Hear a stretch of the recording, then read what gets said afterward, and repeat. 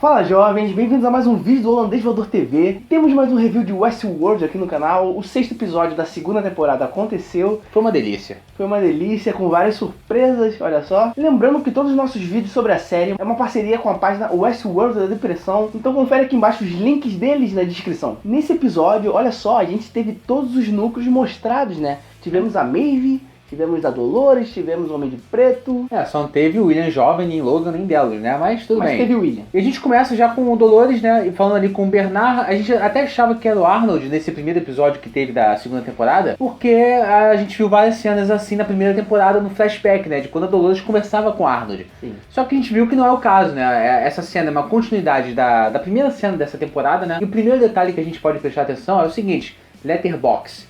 São aquelas faixas pretas em cima e embaixo. De novo tem nessa cena, como teve também na primeira cena lá do primeiro episódio. Sim. Com os dois conversando. Então, por alguma coisa, isso tá aí. Então tava tendo essa conversa aí, que é uma conversa natural até certo ponto, até o momento que a Dolores faz o quê? Primeiro o Bernard fala uma coisa que ela fala, não foi isso que ele falou. Como se estivesse referindo ao Arnold, né? Então a gente logo vê que esse Bernard é um protótipo, aí é um anfitrião, até porque ela manda congelar as funções motoras. Exatamente. Agora, o meu amigo Jonatas acha que é o Ford ali controlando a Dolores. É uma possibilidade. Com Afinal, certeza, com o certeza. Ford, ele ainda está entre nós, né? A gente vai falar de uma outra forma mais pra frente, mas ele está entre nós em relação a pensamento. Sim, mas eu acho que isso é uma coisa meio óbvia de acontecer. E o Westworld, nessa temporada principalmente, ele tá tentando fugir do óbvio, né? Sim. Até porque o Jonathan Nolan já admitiu que eles vão brincar com a gente em relação à teoria. Eles vão jogar coisas pra gente fazer teoria, pra no final não ser. Sim. Já vimos isso acontecendo nessa temporada. Então, eu não sei se é o Ford, mas tem alguma ligação com o berço, né? Aponta ali a teoria do berço. Aqui, ó, tá aqui em cima, só clicar. Então a gente não tem muito o que especular em relação a essa cena especificamente, mas pode ser sim o Ford. Eu acho que faz sentido ser ele. Porque se não for o Ford, provavelmente é a própria Dolores já com alguma consciência, de repente. Porque a gente já especulou algumas vezes de que a Dolores pode ter passado a consciência do Ted pro Bernard, para um protótipo do Bernard. E a gente tá vendo que existem 500 protótipos de Bernard, né? Porque o Bernard que acorda na praia no primeiro episódio é um Bernard diferente do Bernard que, por exemplo, tá com a Elsie, que também tá nesse episódio. É o Bernard sem óculos e sem cicatriz, né? O Bernard com a Dolores não tem cicatriz, mas tá de óculos. E o Bernard pós-festa, né? Até antes da festa, na verdade, ele tem a cicatriz. Então são vários protótipos que a gente, inclusive, vê isso no trailer do próximo episódio. A gente teve a continuação daquela situação entre o William e a filha dele, né? A gente viu nesse episódio, Gustavo, que ele não acreditava ser a filha dele. Olha só. Eu acho que ele continua não acreditando, inclusive, assim. Mas então a gente viu essa primeira interação do Homem de Preto, né? O William do Ed Harris, com a filha dele, que é essa moça que a gente desconfiava ser a filha, né? Não descartem que ela não seja Uma anfitriã. uma anfitriã. Ela pode muito bem ser, sim. A cena seguinte, que é quando ela tá conversando com o pai dela na fogueira. Que é uma cena que o Ed Harris, pra mim, ele tem que ganhar o Emmy aí dessa vez. Não sei, não foi nem indicado a última vez, dessa vez ele tem que ganhar o Emmy por causa dessa cena. Que atuação, cara. Porque o Ed Harris, ele é o melhor ator atualmente da série, junto com o Jeffrey Wright, né? Sim, o Mib é um personagem que tem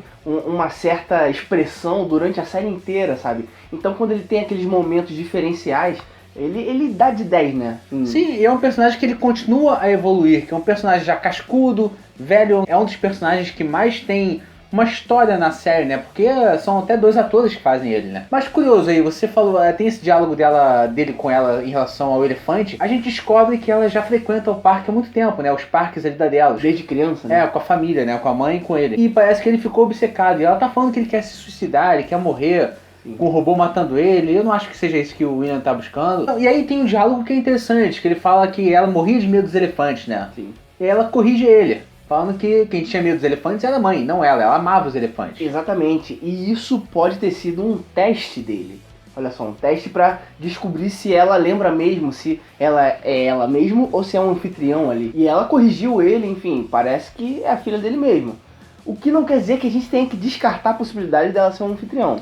Sabe por quê, gente? Pensa comigo vocês aqui, a gente tá num parque, né, e nesse parque tem muitos anfitriões, então a gente às vezes não consegue diferenciar um anfitrião do ser humano. Aí você vai testar a sua filha falando de uma memória que aconteceu dentro do parque, o parque onde é monitorado por todo mundo, que o Ford sabia onde a Theresa sentava no café quando ela era criança. Então eles sabem de tudo.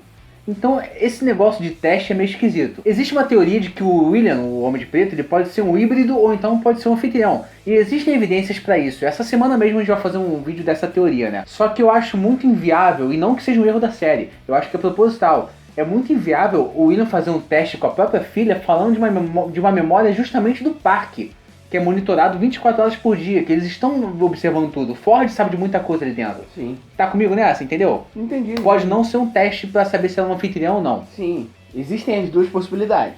E nessa levada de paternidade, de familiaridade, a gente vai pra Maeve, né? Que ela consegue finalmente reencontrar a filha dela. E como todo mundo já esperava, eu não sei como ela não esperava, a filha não reconhece ela. A filha é um robô, assim como ela é, e não tem consciência. E ela estranha da filha dela ter chamado uma outra mãe, né? Eu não sei se ela é estranha, mas eu acho que ela cai a ficha dela. Fala, caraca, não sou eu.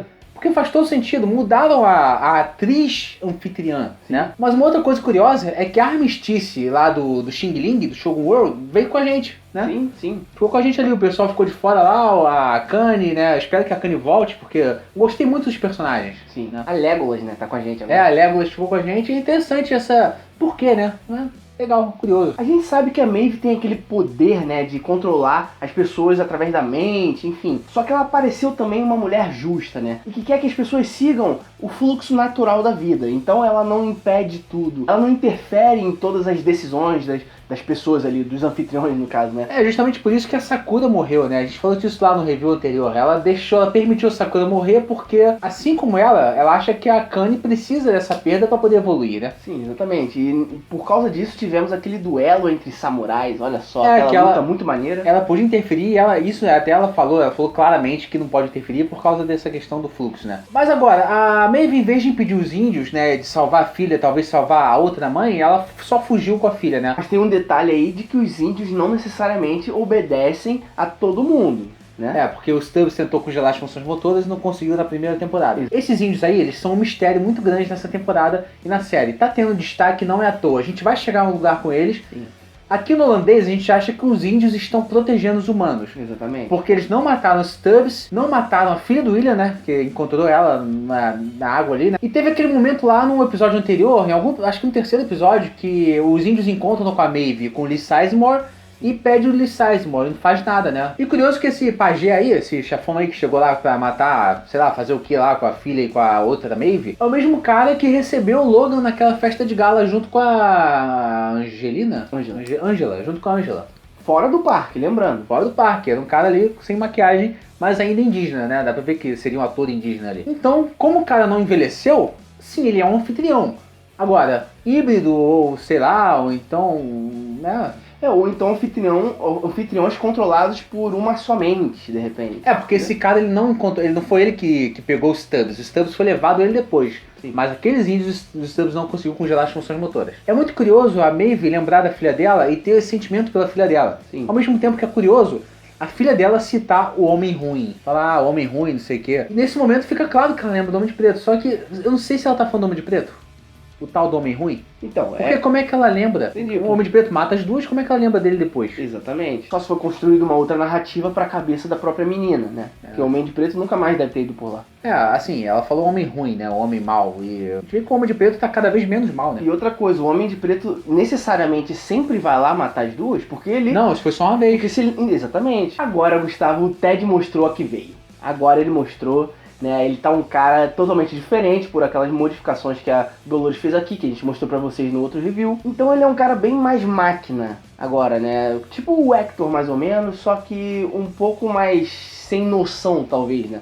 Ele é um cara extremo, assim, que é uma máquina de matar, mesmo sem misericórdia nenhuma. Apesar dele ter tido um ato de misericórdia, né, que vai contra isso. Mas de qualquer forma é um cara que tá centrado agora e vai virar bandidão. Sim, é um ato de misericórdia que ele teve, só que com uma consequência já certa. Eu gostei, até o tom de voz do James Madison foi mudado aí, né? O jeito dele falar. Sim, agora chegou lá, já deu um tiro na cara do maluco lá, a Dolores ficou assustada. E o Ted lembra, hein? O Ted lembra que a Dolores mexeu nele, porque ele falou alguma coisa, você consertou isso também, né? Sim, exatamente, ele sabe. Isso é bem claro. Isso é muito perigoso, isso é perigoso. Porque eu acho que a Dolores, ela tá jogando sem pensar em consequência. Ela tá atacando sem pensar na defesa. e a defesa é o melhor ataque, às vezes, né? Exatamente. Então eu acho que isso tudo aí com o Ted vai voltar na cara dela assim, vai levar uma porrada aí, uma pancada. Porque tá tudo dando muito certo pra Dolores. E ela tá indo lá pra mesa pegar o pai dela, porque a gente sabe que o pai da Dolores, com a Charlotte no tempo presente, né, já sumiu de novo. Esse tempo presente que a gente fala é quando o Bernard tá com o Flock, com o Carl Strange lá, né, com o Stubbs, com a Charlotte, quando eles estão juntos. Isso é depois que a Dolores, teoricamente, resgataria o pai dela, porque eu não acho que vai ser ela que vai salvar. É, porque o pai da Dolores fugiu uma vez já da Charlotte e a Charlotte conseguiu pegar ele de volta. Aí Só que sumiu ele mais vai, uma vez. Exatamente, ele vai sumir de novo porque no presente, né, o presente momento mesmo, ele tá sumido. É, o presente que não é presente, porque como vocês sabem aqui no holandês, a gente acha que é tudo uma simulação do Bernard. Esse arco dele com o Flock e com a Charlotte. Quando o Bernard tá na praia, quando ele tá com o Carl Strange lá, que é o Flock, isso tudo pra gente é simulação. Tem uma teoria ali, né, gente? Exatamente, aqui. A gente explica direitinho por que pode ser uma simulação isso daí. Inclusive a gente viu o berço funcionando fisicamente nesse episódio. Isso aí. Mas antes dele, vamos voltar lá no Shaquille O'Neal, né? Shaquille O'Neal. Temos esse momento dos vagões do trem, onde a Angela tira a proteção de um vagão ao outro, né, e acaba matando o Gustavo. Né, o rapaz que tava lá, o rapaz do parque. Aí tem uma jogada de edição aí que eles tentaram enganar a gente, mas não conseguiram não. No primeiro momento parece que quem explode ali é a Dolores, o Ted e a Angela, mas não. Porque se você for ver, o vagão que tá saindo fumaça é o vagão que tá o cara do laboratório. Sim. Né, você pode ver nessa cena que tá saindo fumaça bem ali no cantinho. Só que aí corta pra Dolores, né? O pessoal na mesa lá vê o GPS de alguém se aproximando e falam, né, até que é o trem, né? Então dá a entender através da edição que a Dolores e o Ted explodiram. Mas na verdade não, porque é o vagão que tá o cara do laboratório. Sim. Né? Vê que tá saindo fumaça aí, tá numa velocidade diferente, o vagão é completamente diferente do vagão da Dolores. Sim. E ele que explode ali. Exatamente, porque a gente sabe que ninguém dali pode sair do parque, né? Então já explode. Até a Elsie sente ali a explosão em determinado momento. Quando ela tá com o Bernard, que é aí que eu falei, que a gente vê o berço ali funcionando já na real já, assim, na cara. Foi a primeira vez que a gente viu o berço, né? Sim, o berço já tinha sido citado, inclusive é até curioso, porque o berço é citado pela primeira vez na personagem da Beth Gabriel, né? No terceiro episódio que ela fala que explodiu tudo, e o berço foi levado, alguma coisa assim. E é curioso que ela sai de um túnel da trilha do trem.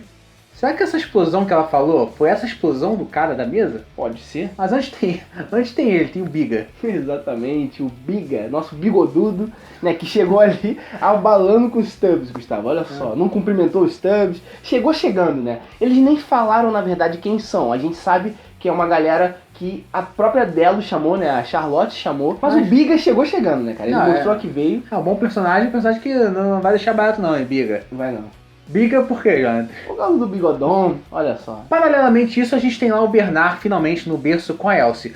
Mas tem um detalhe que é interessante pra quem assistiu no caption, né? Que é aquela legenda onde se o cara peida, diz que peidou, né? E diz o nome da pessoa e com 2 pontos depois o que ela falou. Tipo, Bernard falou uma coisa, tá escrito Bernard e a frase dele. Chega a partir de um certo momento nesse episódio que quando a Elsie tá falando, vocês podem ver na foto, tá escrito Hale.